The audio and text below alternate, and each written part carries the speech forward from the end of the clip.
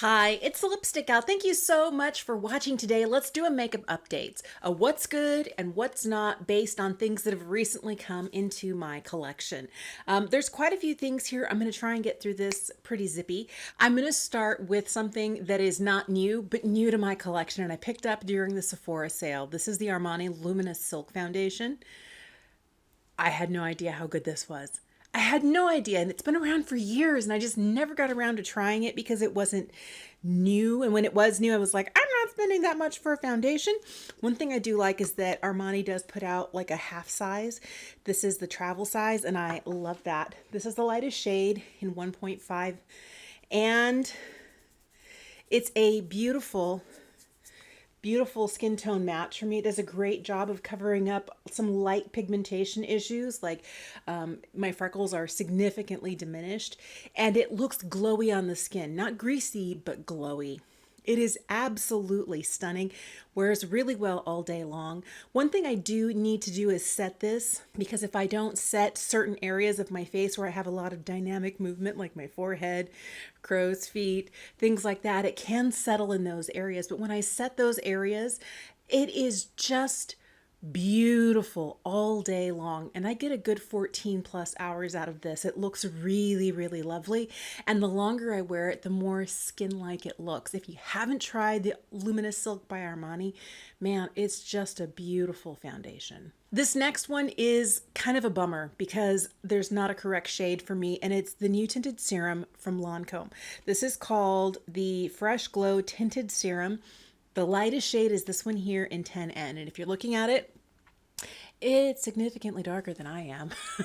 The other thing that's kind of hard about this, I love how liquid and how watery it is. I mean, it just flows on the skin. It is so nice. As you can see, it is a little bit too peach and too dark for me. When you blend it in, as long as you're not building too much, this color can't, well, it doesn't really work. It looks okay here, but the hard thing about this is that it oxidizes as it dries, so it gets darker. And the last thing I want is to be able to see a line somewhere like right around in here where I've got kind of like a peachier tone and then my neck is a completely different shade. And this is not the first time Lancome has put out a new product where there was not a shade light enough for me. The only foundation that Lancome has out is the Tantidel Ultra Wear, the one with the black cap, the matte version, in a shade that works for me. Every other formula they have out, they do not go light enough, and I'm so bummed because years ago when brands only had like, 20, 22 shades in their range, Lancome had 40. And then I remember when everybody started coming out with 40 shades, and then Lancome had even more. So it's kind of a true bummer for me that this does not come in my shade, because I like everything else about it. If you can find your shade, I think you would like it. Just keep in mind, it's light coverage. It sits lovely on the skin, but it does oxidize. So something to keep in mind as you are swatching. I would swatch it, like a couple of stripes that start right here and run down your neck in store, and see if you can find one, walk around, let it dry, which one does the best, because it is going to get a little bit darker for you as it does dry down. That's the one thing I don't like about this, but I'm going to have to return it because even this fairest shade is not fair enough, and I look a little bit crazy when I'm wearing it because you can definitely see where it ends, and as I try and blend it down, there will be part of my neck that is like too light for the rest of it. Finally got around to trying the House Labs Triclone Concealer. This is beautiful. This has got really great coverage to it. It is definitely a thicker formula. It's not quite as liquidy as some of the other ones in my collection, but I like that it is hydrating. It does a really great job of getting rid of pigmentation. Like if there's this spot right here, I'm going to put a little bit there and then just tap it in. It does a great job of just like obliterating stuff. It does a good job under my eyes. This is one of those that I can wear without corrector and it kind of completely obliterates my dark circles. I also like this kind of moussey and slightly thicker texture. I have to make sure that I don't over apply, but I feel like it's a really beautiful formula. If you haven't tried it and you're looking for something that has higher coverage, but is going to wear really well all day long, I really, really like this one from House Labs. I wear the shade 04 Fair Neutral if you're curious. All right, I got a new powder. This is one that I really like, and it's from Lancome. This is called the Skin Refining Setting Powder. I have the shade 01 Pink Ooh La La, and it looks like this. It is not the pinkest powder I have in my collection. The one from Kosas, the pressed one, is pinker. I have a pinker powder from One Size.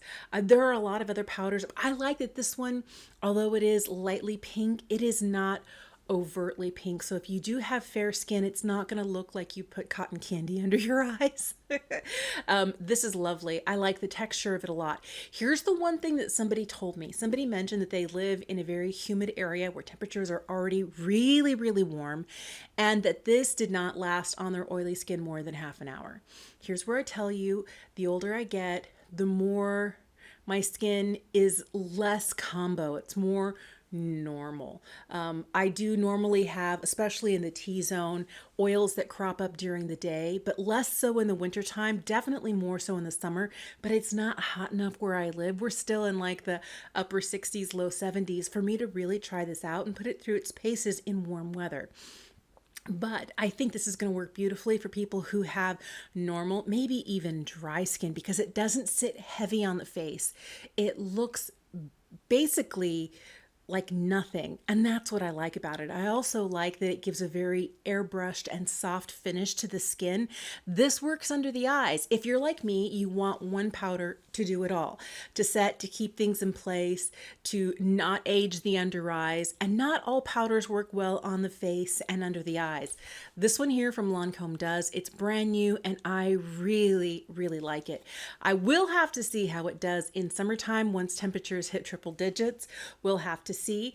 One thing that someone else mentioned, it comes with a puff. Mine is still in the plastic. I haven't used it at all. I just use this with a brush, and I think that's the best way for me to use it. But the person who had been using it with the puff said that they got a lot of hard pan on the actual surface of the powder because they might be picking up oils on the puff, putting it back in here and closing it up. If that happens, easiest thing to do is to use a clean spoolie and just kind of like scrape the top, or to take a piece of Scotch tape, put it over the hard pan and pull it up. So just a couple things to keep in mind, but I do really like this powder.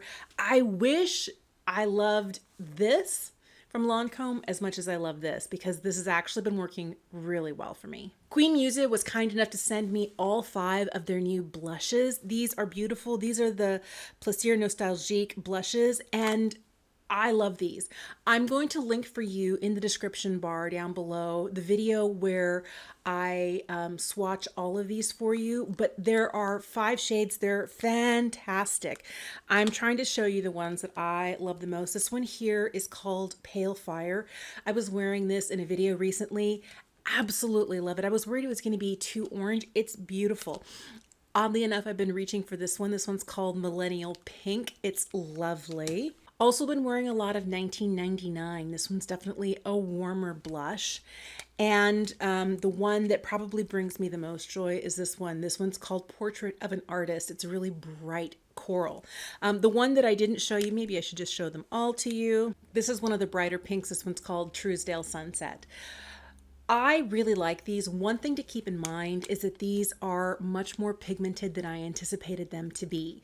When I pick them up with my brush, if I don't like knock off some of the excess, it can sit on my fair skin like a complete stamp of color. It's like, whoa, too much blush. The 80s cold, they want their blush back. So I end up picking it up, tapping off the excess, and then lightly going in. And I find that when I do that, I get a really beautiful application. Now, if you have a richer skin tone than I do, you're gonna love that these have more pigment. But if you're fair like me, just something to keep in mind. I like the formula. They wear beautifully all day long. They do not fade, but you're gonna wanna carefully pick it up and apply, or you could look like you stepped right out of 1984. Queen Musa also sent me their bronzers. These are the Voyage Nostalgique, the one that I have been wearing nonstop. Like, I'm about to lose the imprint on the pan that says Queen Musa is this one. This one's called the Klimt Gold. It is such a beautiful bronze shade. Looks like this. It's got just a hint, the smallest hint of like a rosy tone to it. They also sent me this one here. This one's in Mulholland Drive. It's definitely a little bit deeper. Here's Mulholland Drive. Mulholland Drive definitely has a slightly richer, definitely more bronze look to it, where this has just a hint of pink, and I really, really like that. I've been loving the Klimt Gold. What I really like about these is that there's just a little bit of, I wouldn't really say radiance, because they don't look like they have a highlighter in them, but they're not a flat matte. There is a very skin-like look to the bronzers, and I think that's absolutely beautiful. But both the bronzers and the blushes have been in rotation quite a lot for me, and I think they're really, really quite lovely. Let's talk about the other blush that I recently picked up. This is new from About Face. This is called the Blush Rush. This is their liquid blush, and this one here is in this shade In the Dust. I like that it has a much smaller applicator to it. It's not as large as the one from Rare Beauty. This one is kind of like a mauve tone. It's so lovely. You don't need a lot. I like that this has kind of like a slightly radiant finish to it. There is a little bit of a glossy glow to this. This I feel like doesn't completely set down. It continues to retain its glossy look. And if you're holding your phone up to your face, if you're giving somebody a hug, if you are touching your face in any way, some of this can lift up. I tend to prefer the Cheek Freak from About Face, which is their cream blush. This liquid formula is actually really nice. It's really pretty. It looks really dewy and glowy, but it doesn't last terribly well on me. It could be just this shade in the Dust, but I do feel like the formula, because it does stay dewy on the face, it's really easy for it to wear off onto other things. Just something to keep in mind. Don't give somebody who's wearing a white shirt a real up close tight hug, because you might leave an imprint. I like the way it looks on my cheeks because it brings a hydration to the face. It looks glowy. It looks slightly flushed without looking like too much. It looks really pretty. Now, if I set this with a powder, it stays much, much better, and then it doesn't transfer. But then I'm missing the glow that this product provides. I think this is actually a nice product. I just have to use it judiciously, and I have to make sure that I give it a little bit of a set. Otherwise, it kind of disappears on me. Something else that's new from About Face that I actually really like, and I'm kind of surprised, these are the Blurred Matte Lip Plumps. They sent me these 4 shades to try. I have been obsessed with 2 of these. They're so beautiful. Here are all the colors. This one here is called Coquette. This is Elysium. This is Kismet and Petite Rouge. I really like this formula, and I'm normally not a liquid lipstick sort of person. The reason I don't like liquid lipsticks is up until recently, a lot of the formulas have been really dry. And as you start to go throughout the day, I find that they would start to flake off in areas. Were they budge proof? Yeah, but at the cost of leaving my lips in terrible, terrible dry state. I did not like that. So when a newer formulation of liquid lipstick started coming out talking about being hydrating, as well as keeping color on for a long time, I was like, well, I will be the judge of that. So these are not necessarily budge proof. They do transfer. I don't mind that because they're really hydrating. These feel really good on the lips. I can put one of these on and wear it for 5 hours before all of the hydration has kind of absorbed into my lips. Then I'm left with color, and I can easily throw a balm over the top or add another layer of this. I also like that they're matte, and I also like the fact that you can get a really beautiful blurred look out of these. I like these a lot. I really feel like if you're looking for a liquid lipstick, keep in mind, it's not going to be budge proof. It will transfer to things, but it stays on your lips for a long time while being comfortable. And I like the matte formula. I like that it's slightly fuzzy and blurry. If you like kind of like a blurred lip moment, you're really, really going to like these. The other thing is they mix really well together. I have been combining these 2 together. I have been combining these 2 together. I like this formula. Am I going to choose this over a hydrating lipstick? Probably not. But when I do want that blurred look on the lips, when I do want something that's going to stay for a little bit longer, I also don't find that they leave my vermilion border. So they stay put. There's a lot of things that I really like about this formula and that I think might work well for you if you're looking for a matte, slightly blurry liquid lipstick. These are actually quite lovely and cosmetically elegant. I picked up a couple of new lipsticks from Lisa Eldridge. I have really been liking them. These are the Rouge Experience. I have the shade Bohemian Cherry and this new coral pink called Society. This is what they look like. I really like this Rouge Experience formula because, first of all, they're refillable. That is one of my favorite things about these. But on top of the refillable aspect of it, I love the component. It's just beautiful. It's heavy, it's luxe, it's everything you want a luxury lipstick to be. And at that $59 price point, I really want it to be beautiful and long lasting. The other thing that's really great about these is that these are a really comfortable formula. They wear for a long time on the lips. I'm getting about 4 hours of wear before I need to reapply, and I'm reapplying for comfort, not necessarily for color, because like the ones from About Face, I do find there's still color on my lips, but all the moisture has gone into the lips by about the 4 hour mark, and I need to reapply. But I find that the colors last a really long time.